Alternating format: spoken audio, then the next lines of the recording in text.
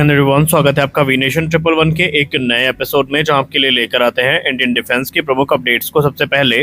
तो चैनल को सब्सक्राइब करना मत भूलिएगा। आज की अपनी अपडेट की हम शुरुआत करने वाले हैं अपाचे अटैक हेलीकॉप्टर्स को लेकर आई एक अपडेट से। आप सबको पता है कि भारत और अमेरिका के बीच में 6 अपाचे अटैक हेलीकॉप्टर को लेकर डील हुई है, जो कि भारतीय थल सेना के लिए है। लेकिन एक के बाद एक अब अपाचे अटैक हेलीकॉप्टर भी डिले को फेस करते जा रहे हैं।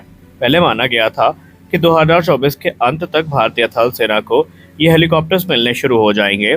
उसके बाद एक नया शेड्यूल सामने आता है और फिर ये कहा जाता है कि मई 2025 तक की जो डेडलाइन है वो दी गई है, जहां पर इसके अंतर्गत जो हेलीकॉप्टर्स है वो डिलीवर होने शुरू हो जाएंगे। लेकिन एक बार फिर से बोइंग ने मई 2025 की डेडलाइन को मिस कर दिया है और अब माना जा रहा है कि जून 2025 के अंत तक ये हेलीकॉप्टर भारत को मिलने शुरू होंगे। भारत ने $600 मिलियन की जो डील है वो साइन करी है, जहां पर 6 अपाचे अटैक हेलीकॉप्टर भारतीय थल सेना के लिए खरीदे जाने हैं। और इस समय भारतीय थल सेना की 451वीं एविएशन स्क्वाड्रन इन हेलीकॉप्टर्स के इंडक्शन का वेट कर रही है। तो देखते हैं बोइंग की तरफ से हेलीकॉप्टर्स कब मिलते हैं।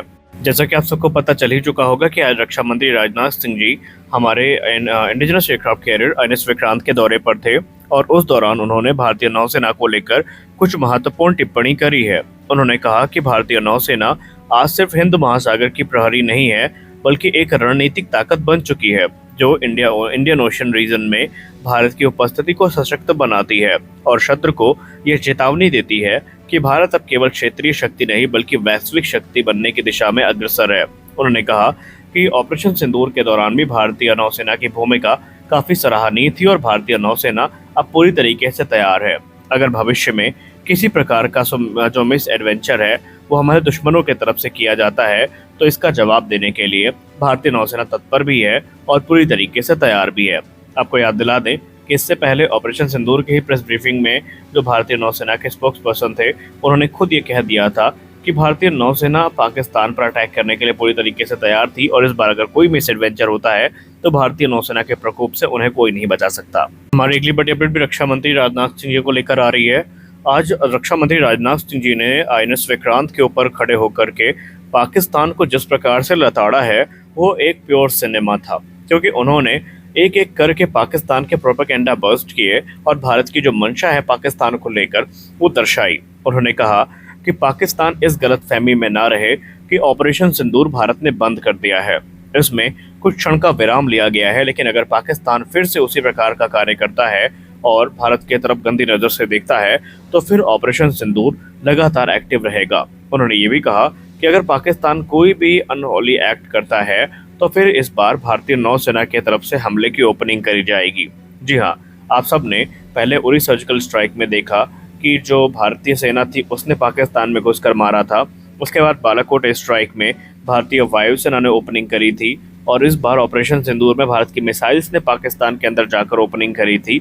और इस बार अगर पाकिस्तान कोई भी कायराना हरकत करता है तो रक्षा मंत्री जी ने स्पष्ट कर दिया है कि इस बार हमले की शुरुआत भारतीय नौसेना की तरफ से होने वाली है। उन्होंने कहा कि ऑपरेशन सिंदूर के दौरान भारतीय नौसेना ने समस्त देश को काफ़ी ज़्यादा इम्प्रेस किया था।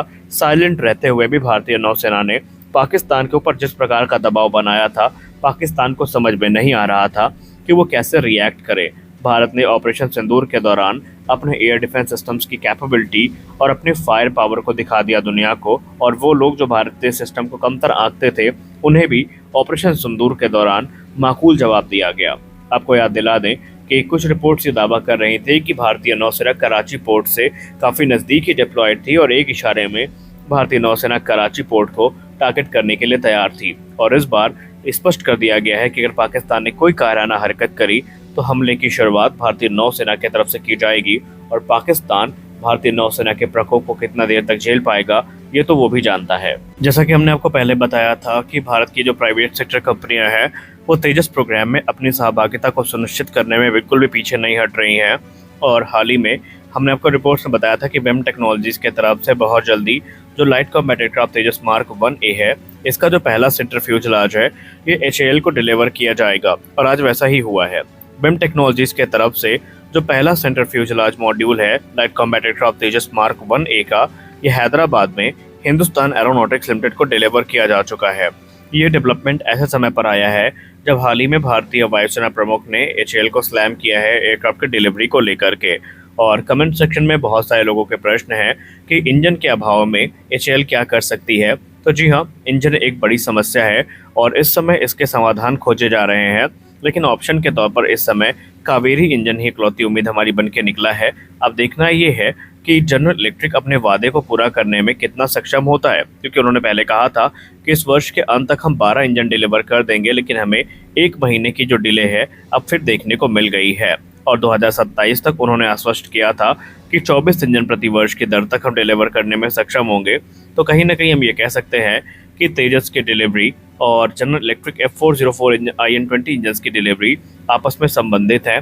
और क्योंकि अब इंजन स्वैपिंग हमारे पास तत्काल कोई ऑप्शन नहीं है, अगर होता भी तब भी इसको करने से पहले भारत 2 बार सोचता, क्योंकि आप सबको पता है कि इंजन स्वैपिंग का मतलब ये है कि पहले हमें नए इंजन के हिसाब से एयरफ्रेम को ढालना होगा, उसमें चेंजेस करने होंगे, सॉफ्टवेयर चेंजेस, स्ट्रक्चरल चेंजेस, जो एयर इनटेक्स हैं उन्हें बदलना पड़ता, और उसके बाद जो सेंटर ऑफ ग्रेविटी है एयरक्राफ्ट की वेट की वजह से वो डिस्टर्ब तो नहीं हो रही है वो देखना पड़ता, और फिर यहाँ पर वैलिडेशन टेस्ट होते और तब जाकर इंजन का अप्रूवल मिलता।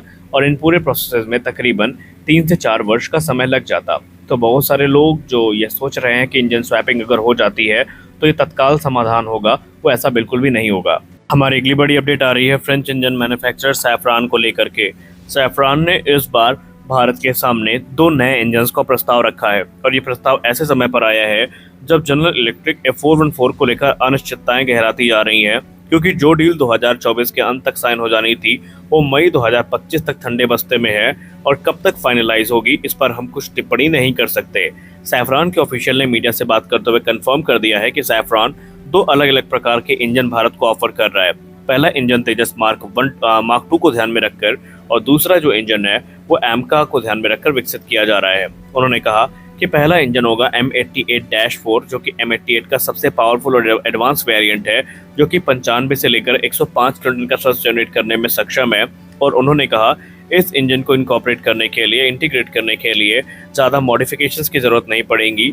ये प्लग एंड प्ले वाला गेम होगा, क्योंकि इनकी डायमेंशन F414 के समान ही है और वेट भी ऑलमोस्ट सिमिलर है। उन्होंने कहा कि ये भारत के तेजस मार्क 2 जो कि सिंगल इंजन फाइटर्स होंगे उनके ऑपरेशन के लिए एक सशक्त इंजन बनने वाला है। तो वहीं इस बार अमेरिका की कमज़ोर नस पे भी उन्होंने हाथ रख दिया है, और इससे अमेरिका काफ़ी ज़्यादा परेशान हो गया है। उन्होंने कहा कि हम जो ज़रूरी ट्रांसफ़र ऑफ टेक्नोलॉजी है इसके लिए भी भारत के ऊपर किसी प्रकार का दबाव नहीं बनाएंगे, और हर टेक्नोलॉजिकल सपोर्ट भारत को इस इंजन से संबंधित जो है वो दिया जाएगा। अब यहाँ पर निर्णय भारत सरकार के ऊपर है कि भारत सरकार किस इंजन की तरफ जाती है। आपको याद दिला दें कि तेजस मार्क 2 को लेकर के भी जो इंजन स्वैपिंग है इसकी खबरें सामने आई थी, और मीडिया रिपोर्ट्स में भारत और फ्रांस के बीच में बातचीत चलने की बात भी सामने आ चुकी है। वहीं दूसरा इंजन 120 किलोटन का इंजन होने वाला है, जो कि advance medium combat aircraft programme को ध्यान में रखकर खरीदा जाएगा, जो कि GTRA के साथ संयुक्त रूप से मिलकर बनाया जाएगा भारत में ही। तो देखते हैं भारत सरकार का निर्णय क्या होता है और क्या हमें इंजन स्वैपिंग देखने को मिलती भी है या नहीं। आज के इस वीडियो में बस इतना ही। मिलते हैं अगले वीडियो में कुछ अपडेट्स के साथ, तब तक के लिए जय हिंद। और आप बताइए क्या भारत को इंजन स्वैपिंग करनी चाहिए या नहीं। तो मिलते हैं अगले वीडियो में, तब तक के लिए जय हिंद।